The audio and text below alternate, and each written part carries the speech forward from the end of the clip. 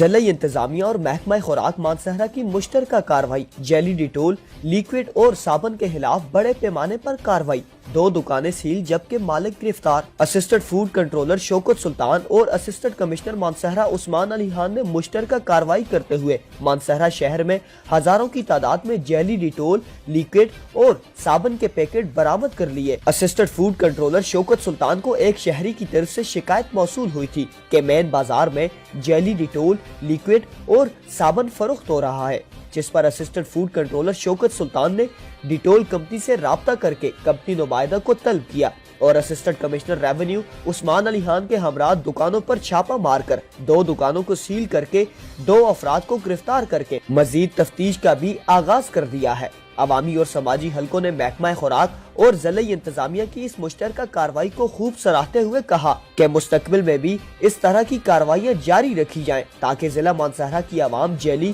اور مضر صحت اشیاء سے بچ سکے۔ صدیق اورنگزیب، مانسہرہ۔